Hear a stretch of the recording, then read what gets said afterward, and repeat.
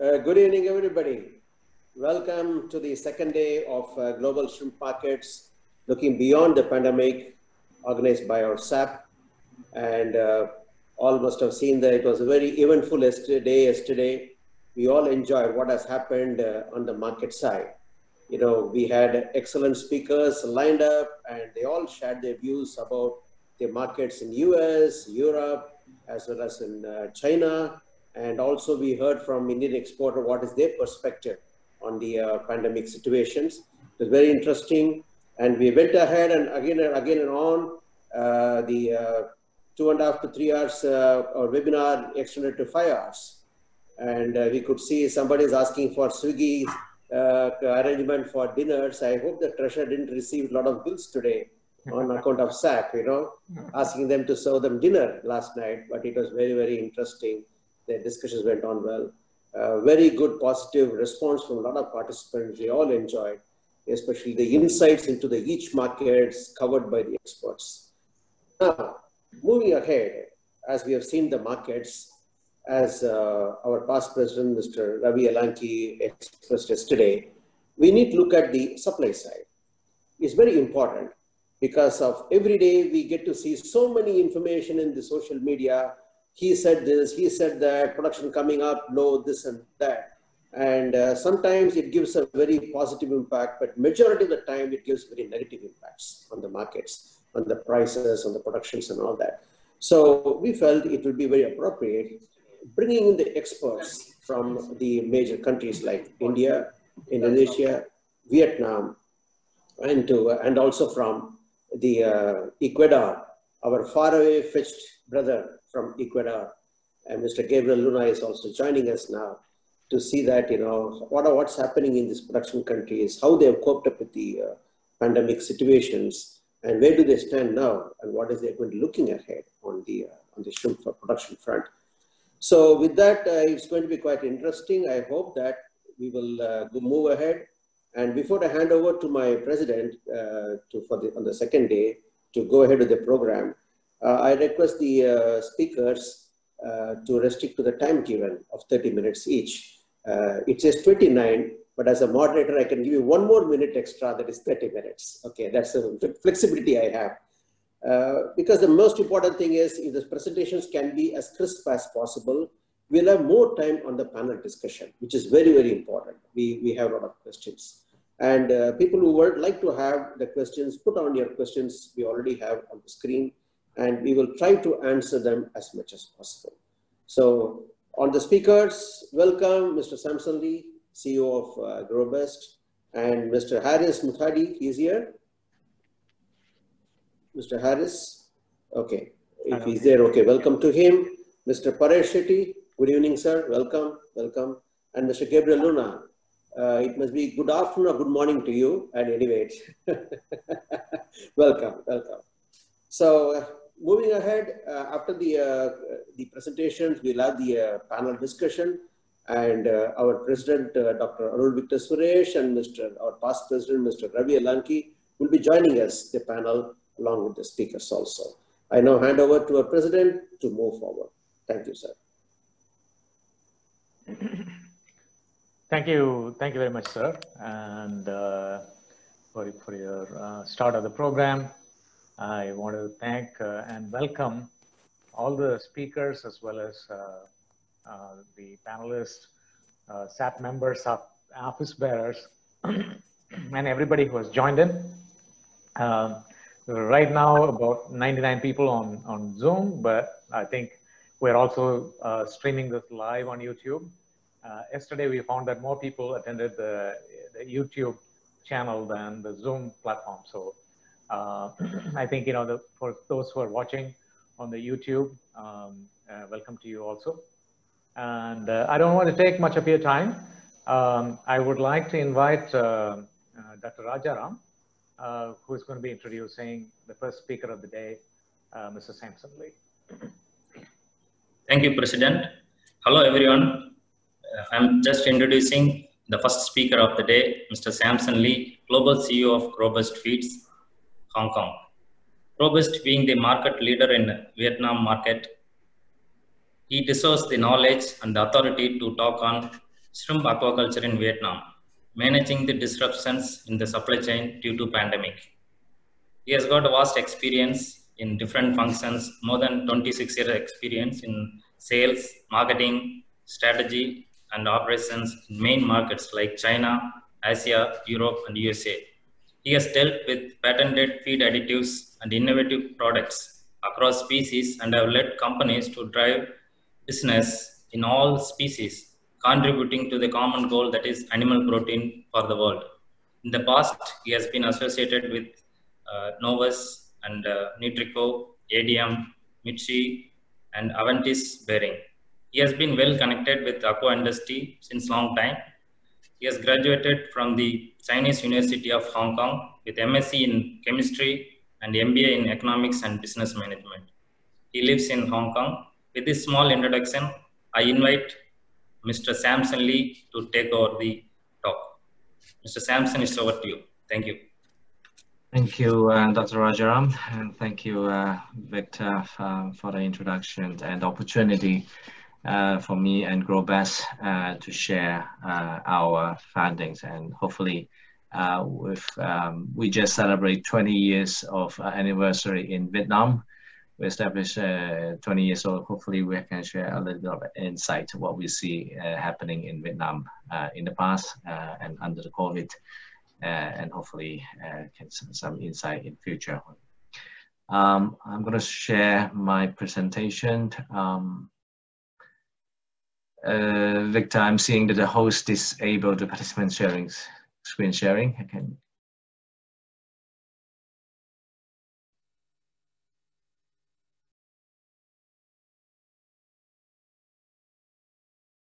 Victor, can you? Yeah, I already enabled it. Could you please try one more time? Here we go. Can you see it, guys? Yes. Yes, we can see it, sir. Very good. Okay, so a little bit about GrowBest. We have working in the aqua feed industry for almost 46 years now, and we have been focusing very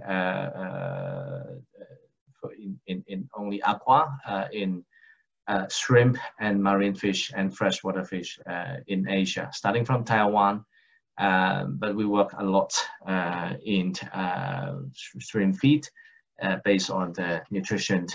And also a lot of work in diseases reduction, which, as we know, in the animal industry, aqua, a lot's happening in the water, and especially when the intensification coming, there are a lot more challenging in diseases. I think one of the key differences that GrowBest differentiate ourselves from average feed miller is we research and develop our functional feed additive by ourselves.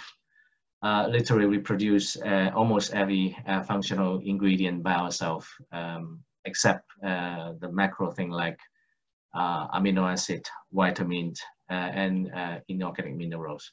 This is a critical, I think, differentiation for us to help our customer farmers to fight against the challenges in their farming, especially under the challenge of the diseases outbreak. So this is GrowBest, and Mr. Rajaram has introduced myself.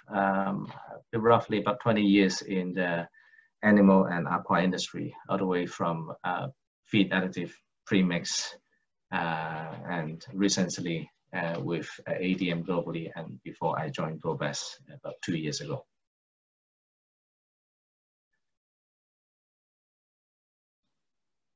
Here, I want to go a little bit about between Vietnam and India. What are the major differences? You guys saw a lot of statistics data yesterday already. So I think roughly what the key message here is, I think in Vietnam, it's a smaller country, but it's a much higher productivity compared to India. I look at the last 3 years figures, and the growth rate from Vietnam is roughly about 3% CAGR, and for India, it's about 20% CAGR. However, you can see that the productivity is very different. You can see that in Vietnam, the productivity is much higher. We estimate it's about 15 tons of shrimp per hectare per cycle, whereas in India, it's roughly about 10 to 11 hectares, 10 to 11 tons per hectare per cycle. We divide into two species. Of course, black tiger in Vietnam is still having a quite significant share compared to India. I think originally you had that, but eventually you have that the Vanamite, and now Vanamite being really dominate the whole market.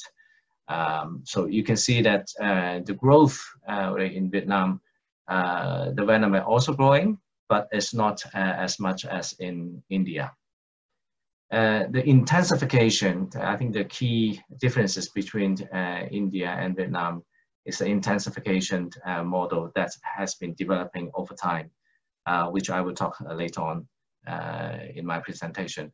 But the key message here is, I think India, you guys has a lot more potential if you follow the model and follow what you believe is a success way to increase your productivity. You can still have a lot of potential to grow more in your country. So this is a comparison between the two countries on the export market. On the volume side, of course, India is much more than Vietnam, and the growth rate of exporting, we look at 5 years in India, is also a lot faster than in Vietnam.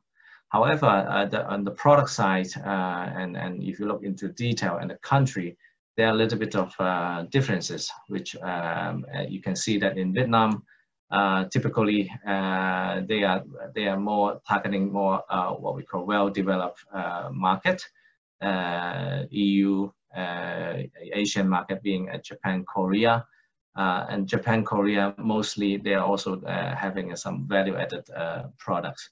And just recently, Vietnam also looking at China being a major market. Of course, there are some great channels that obviously know that is always there from Vietnam to China, but now even on the direct export channel, Vietnam is also targeting China as a major exporting country. In Europe, we can see that if we deep dive into the EU, the demand mainly driven by France, Germany, and UK. And there's a nice growth rate of about 10% over the last 5 years. And Korea, Japan, especially Korea, is about 12% growth rate. Whereas in India, you can see that the growth rate is mainly in the US. Very high growth rate, targeting bigger shrimps, and very much price sensitive, as we heard also yesterday from other presenter.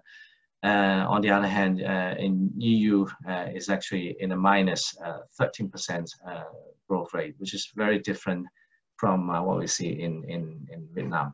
Especially, I think Vietnam, we mentioned that this year they have the free trade agreement with EU, which is effective from the second half of the year.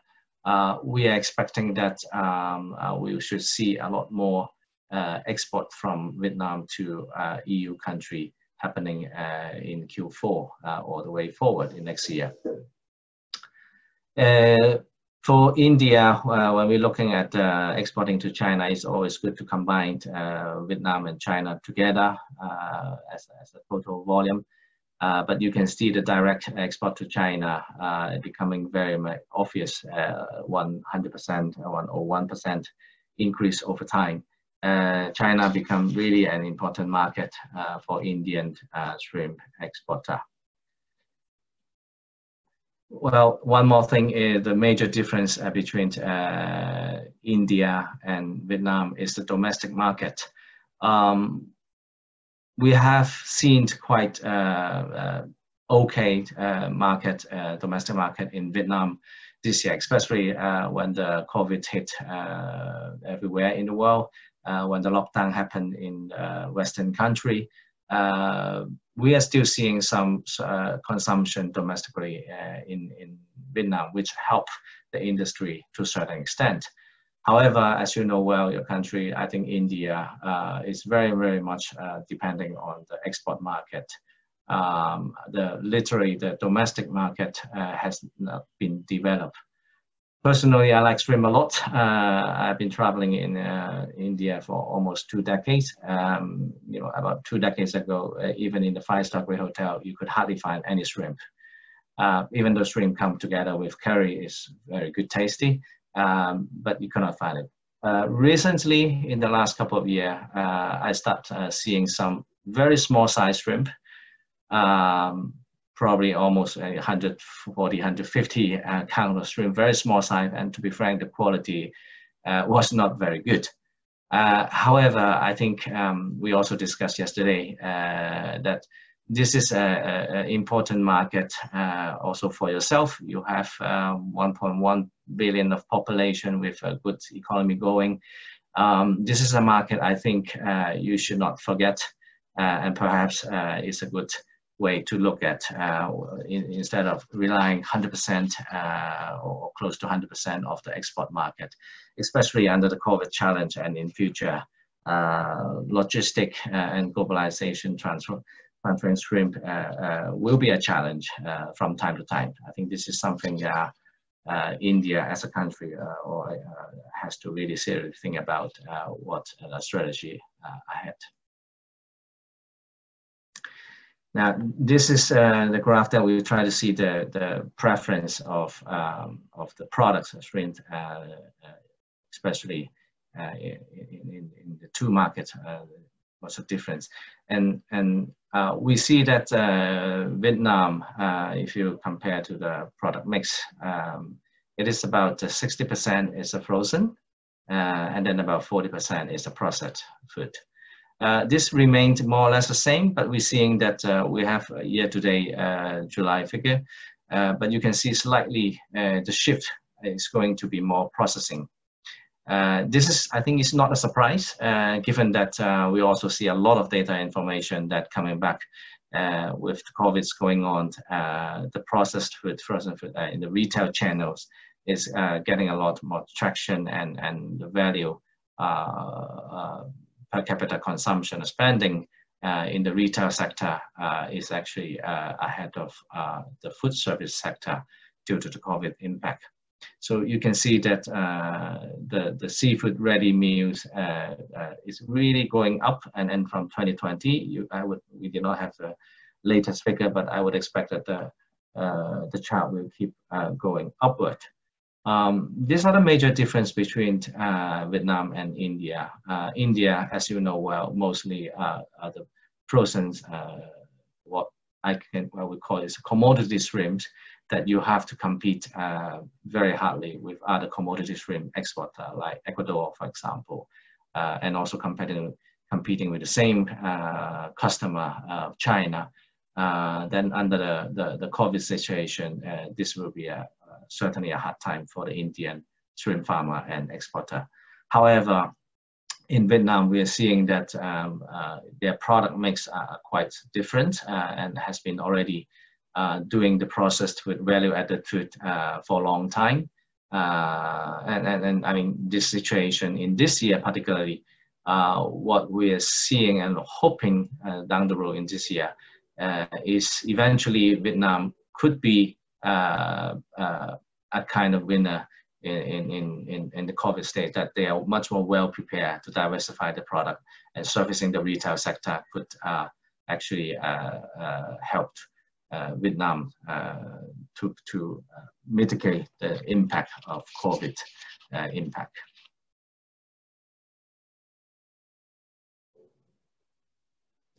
Now, this is a production and consumption figures that we capture today in July under the COVID situation. Clearly, Vietnam has quite some strong domestic consumption. We believe it's roughly about 30%. But we also experienced some lockdown in Vietnam, but relatively, as you know, that Vietnam in Asian country is one of the least impacted country by COVID in general in the public. Having said that, there were still quite some lockdown in this year, which we believe that domestic consumption has dropped down to 26% from last year's 128 ton to 95,000 tons.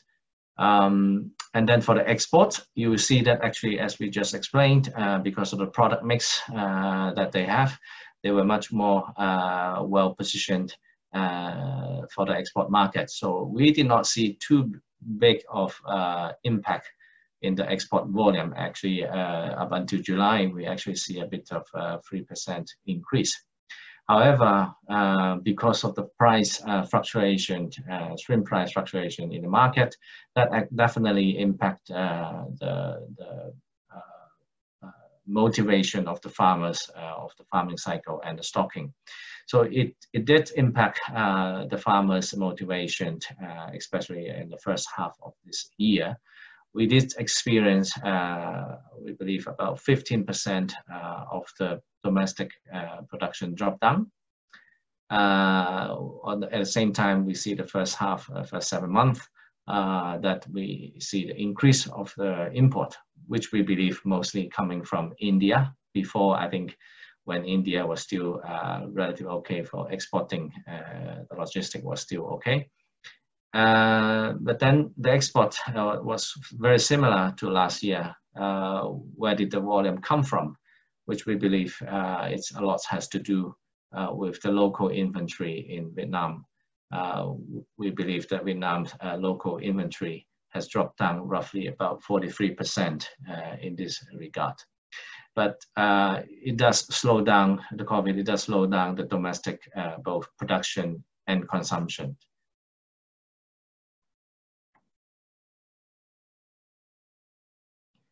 Now, how do Vietnam cope with that and deal with that and get a bit of better situation under the COVID situation? I think the major difference between Vietnam and China, Vietnam has been positioned themselves really for export market, and the farming practice has really changed a lot, especially in the last couple of years that we see. In the production volume that we see from 17 to 19, total production has grown about 6% CAGR. However, the farming model and the farming output from different farming practice, we have seen quite a major changes. We can see that from 2017, the extensive farming was still a dominant, was still a big one in 25%. But then it is actually going down into 20%. The growth rate is actually -2%. So extensive farming is getting less and less. On the other hand, the intensive farming model has been getting big tractions, I think, because of also the government and the industry players all in the value chain are pushing more to intensive farming. So we can see that from 17 to 19, it has actually increased about 10%, which is a lot. Of course, the super intensive one and it's growing even faster. We say that it's about 13% growth. So this really helping, I think, the Vietnamese farmer to be much more professional and much more industrial productions of the farming, if you wish. Whereas we see that if you look at India today, perhaps it's still between stage, what we call generation 1 and generation 2, somewhere in between the extensive and the semi-intensive. Very different in density of the farming in the PL, and also the output definitely will be very different. We believe these are the very strong major differentiation between Vietnam and India in terms of the productivity and the output. And in this round of COVID impact, that has made a lot of differences with these two countries.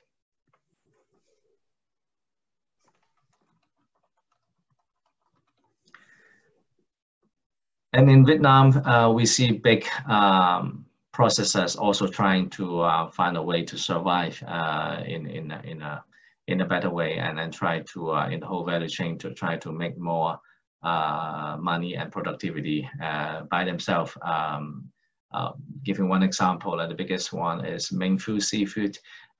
They are even looking at having a vertical integration with in-house hatcheries and farm that they got putting a lot of money and a lot of research in doing that. So they really want to be self-sufficient in a way that even from the PL they don't need to rely on anyone else. So they're working with the partner to develop a genetic which is fitting for their need. And on the farming side, they also develop their own automatic feeding machines with the apps to monitor all different parameters of the farming situations. They also developed what they so-called 2-3-4 farming protocol, which is a multi-stage farming models, which hopefully can boost the survival rate, putting the shrimp from day one in a nursery pond, and then going into the grow-out ponds in the different days. So they develop all this by themselves. It's just starting from the last 1-2 years. Definitely still in a developing stage, but they are definitely looking to make everything integrated by themselves.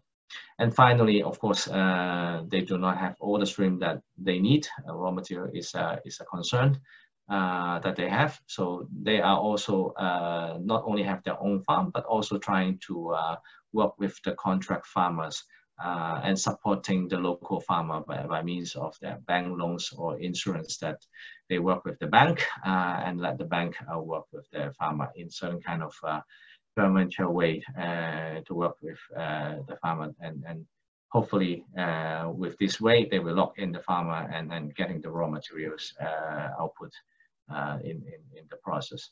So this is one example that I think the big processors in Vietnam, after having some financial support, and they are looking at boosting this kind of internal capability really from PL into the finished product.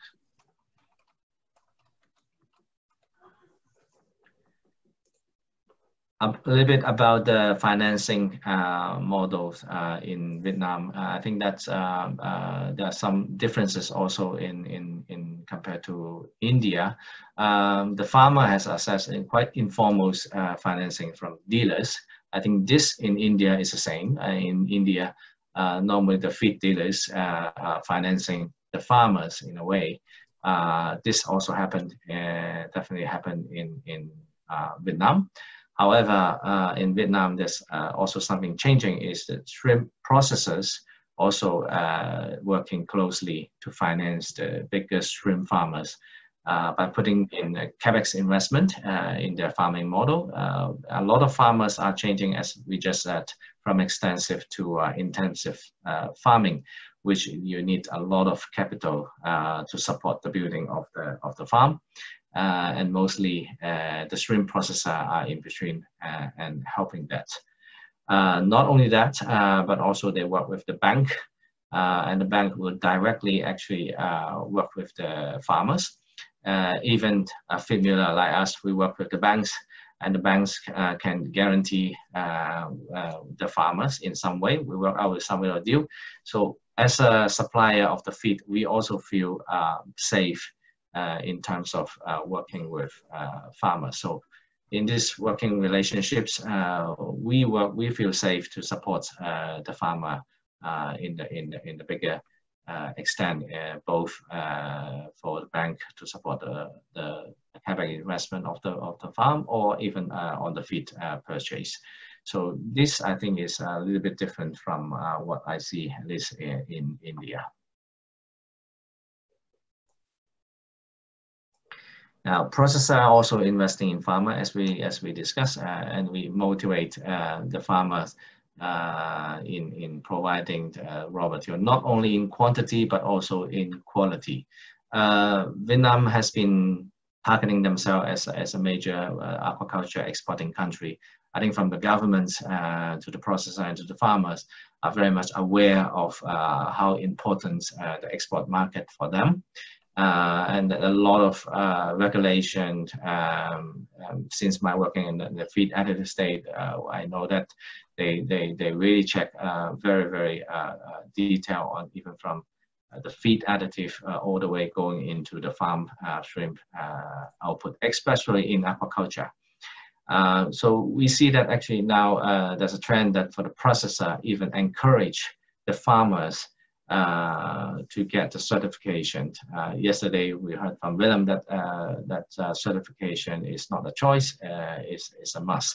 So we see that happening also in Vietnam, that the processor are actually encouraging and sometimes also financing the farmers to get the certification, so that the whole supply chain will be better off by supplying by the traceability and the transparency of the raw material and from all the way from feed to the shrimp meat. By doing that, of course, the shrimp processor will also expect that the farmer will be able to sell them a better quality shrimp. In return, the farmer can get a better pricing with the certifications. So I think that's almost like a win-win situation for the whole supply chain. Traceability, transparency are very, very much welcome. And we get more inquiry actually as a feed supplier. We get more inquiry from farmers that asking a lot of information and a lot of documentation to support them to get the certification of the ASC, for example. So we definitely see a lot more traction on this.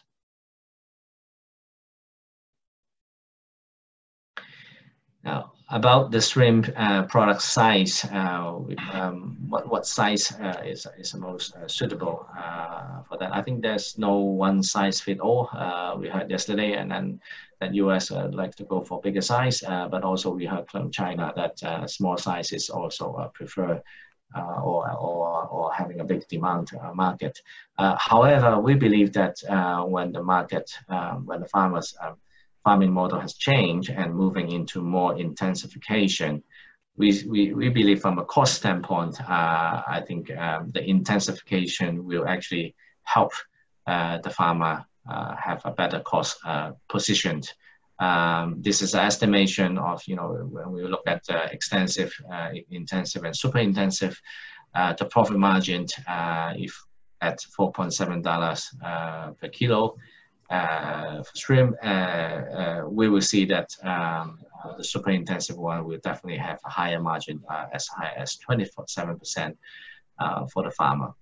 And the main cost driver when you build for the intensification farming and productions, it looks like almost everything are in favor of doing so, from the feed, drug, and probiotics costs, PL costs, labor costs, energy costs, all are in favor of intensification, except that, of course, you need quite some upfront investment, which the depreciation will be there.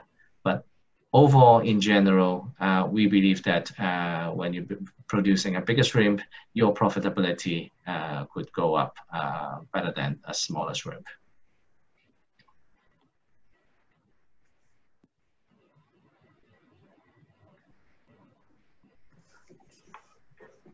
This is another chart that we showed that coupled with the intensification. This is what we've proven, and we study from 20 counts to 100 count. And then on the pricing at that time that we study, we look at the cost side. This is another expression saying that I think the smaller shrimp with 100 counts, the average margin will be only at the 5%. Whereas in the 20%, 20 counts, your margin can go up to as high as 38%. So we believe that intensification will definitely be increasing in the rate, not only in Vietnam, most likely that is also going to happen in India as well. From 2018, we are expecting in about 5 years' time. If you look at the production output, we believe a lot more will be coming from intensive farming, and the growth rate will be 8%. This will be the major segment that I think contributing the whole industry.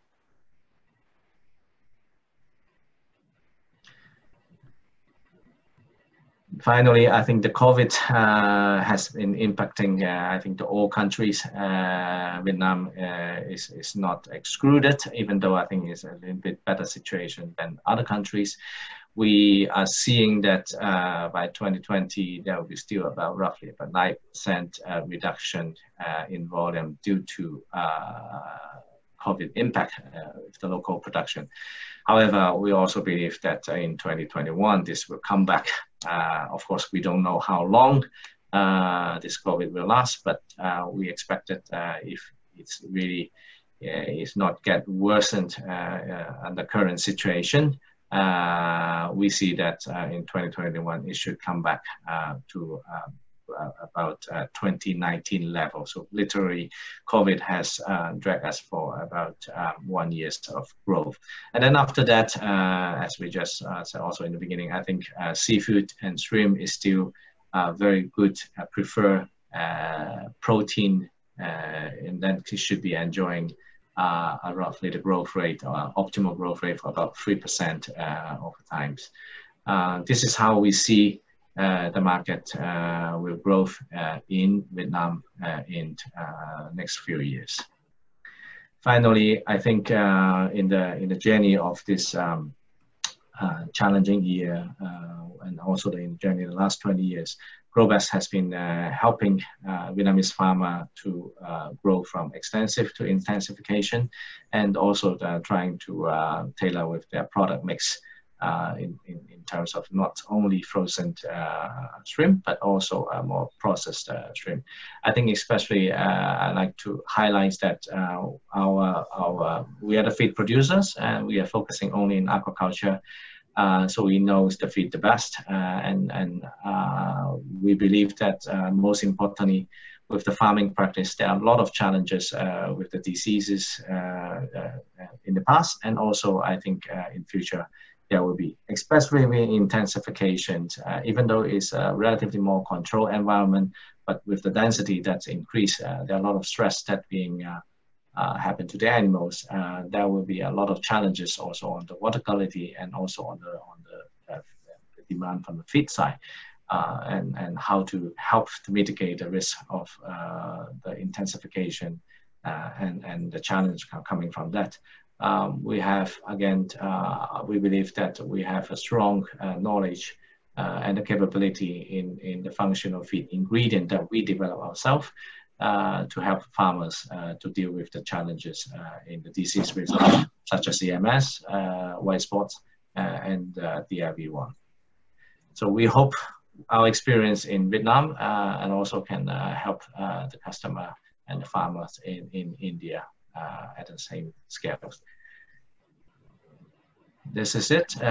Thank you for the time and for the patience of my presentation. I think I'm about 30 minutes now. Perfect. Thank you so much. You're right on time. Thank you, sir. Thank you very much. Amazing. Amazing it is. Thank you. So, very interesting, to know from you how the evolution of shrimp farming models have happened in Vietnam, and how GrowBest has also played a very major role towards this revolution. Thank you. We hope that you will also consider India among your books to introduce such production models in India too. That's what it is. Of course, in India, we are also working towards increasing our annual production to 1 million tons.